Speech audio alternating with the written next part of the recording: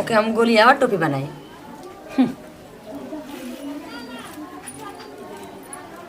सब जाने लगे हम कि नोखे आओ। अरे हम तो कुल जाए ना, हम तो बस अपने भर भी नहीं ना, दूसरा के थोड़ी बताई। का भी न तो मने आप गजब आदमी है, न जाए ना छोड़ न जाए ना, अपनी बबुआ खातिर टोपी बिनतनी आ जी कहाँ जातनी आवतनी 2 घंटा पर 4 घंटा पर घरे के मोर के जियल ही नहीं खे पाता है आपके। कहीं न जाने नहीं है तनी गुंगा में कहीं ताश उसना नहीं ना खेलो। ताश हम खेलना ताश खेलना लिखल बा आपके लीला रखो कि आप दारू नहीं पिया ताश नहीं खेलो। आज की डेट में हमके ऊपर भरोसा ना रखो।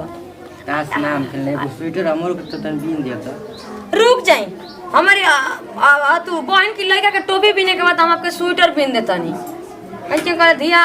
अगर तो धिया ससुर जाता ना रही मने मने गज तो रहिया कहीं यही कहता नहीं कि रतिया में के स्वेटर रतिया में तनी न बिनले बनी आप ही कहत रही न कि रतिया में स्वेटर बिन तनी न चला तरी कंटा न तो रखिए फूट जाए अपने मेरे दिन भुला गनी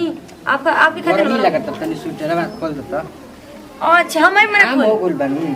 तो जाके अपन दीदी से खोलवा लेती हम ही खोल दे बुद्धा का हो बाड़ा ना जा हो जे कुछ हार जा हो जाए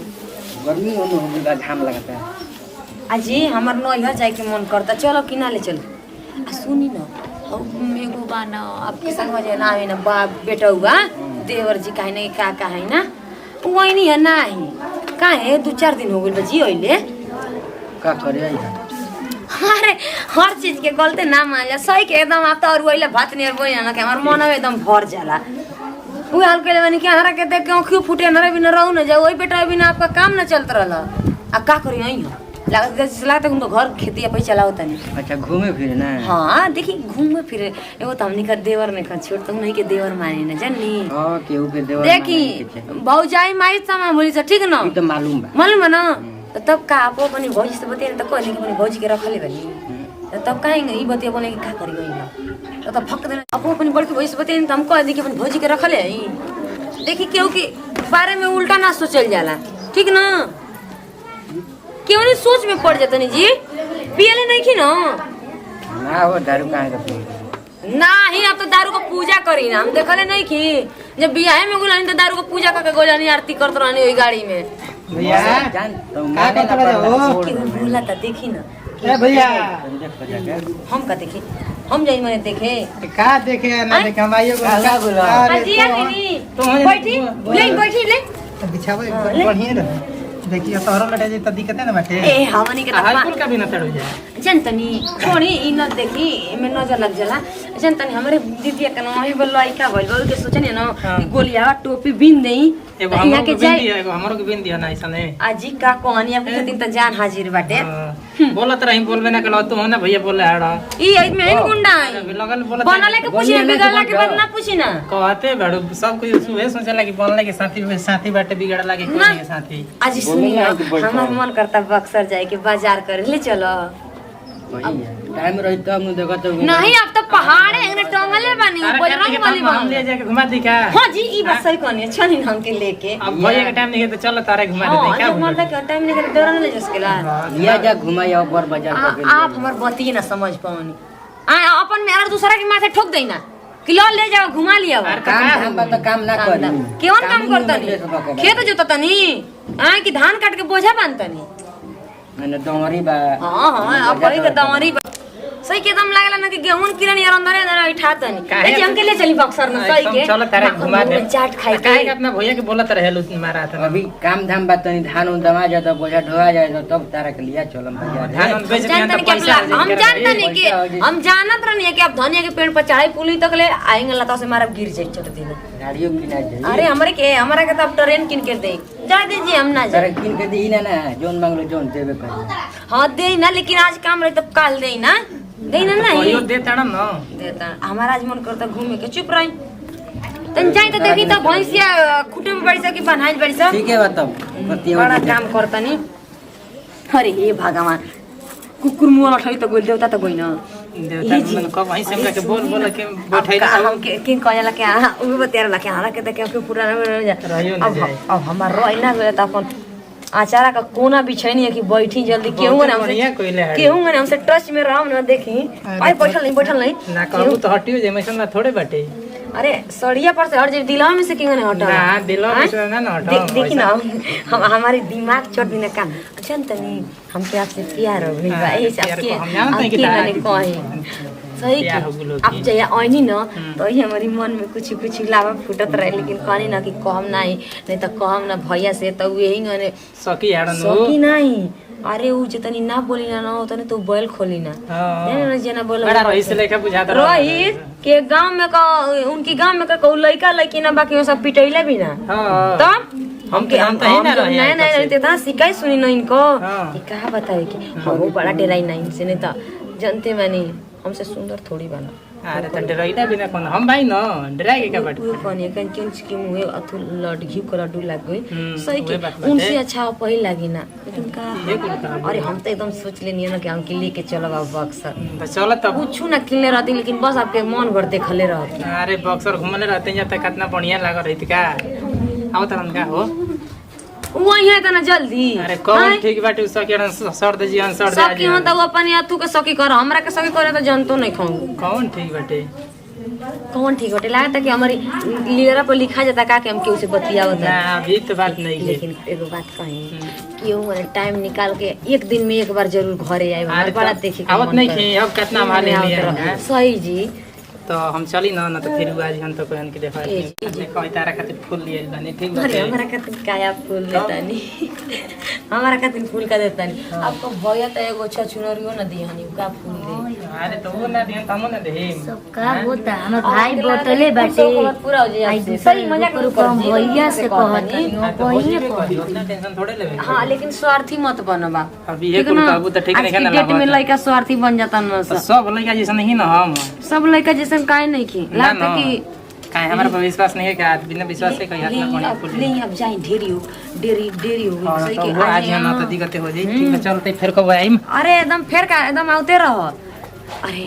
लेकिन कुछ को एकदम सुंदर लागता ना का से हमारी नहीं से बिया हो गई लई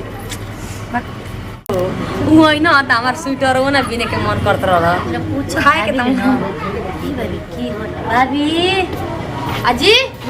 का हो ओइ ठीक का घुरा कर हरा नियर घुमत रहतिन जी घरमा में तो रानी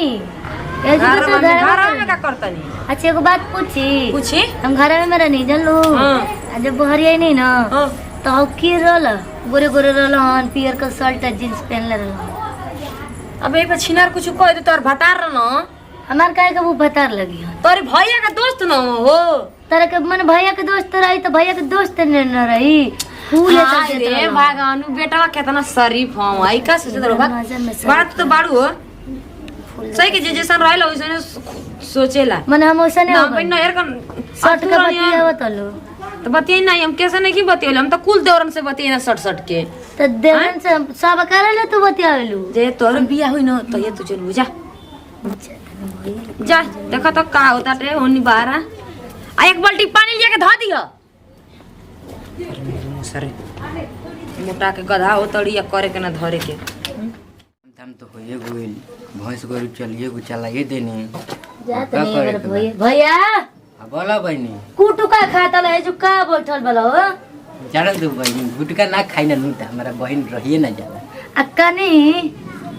धनमा हो गईल हम तो भैंस गोरु के पानी उनी कुल पिया देनी धनवा वो सब आ गुलाब खाली घरे धरे के बा ठीक है बेटे हम घरवा में भीतर बैठल रहनी अब आउ गोरे गोरे बाल हन तेरे मांग झारे लन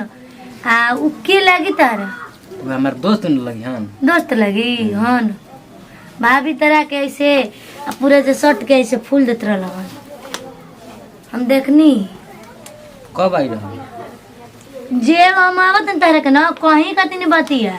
कि तू तो बाला बधारी में हाँ। हमरा नहीं भीतर घरवा में तो हम देखनी ये तो जो निकलनी ना एक दो घंटा होइए गेल ना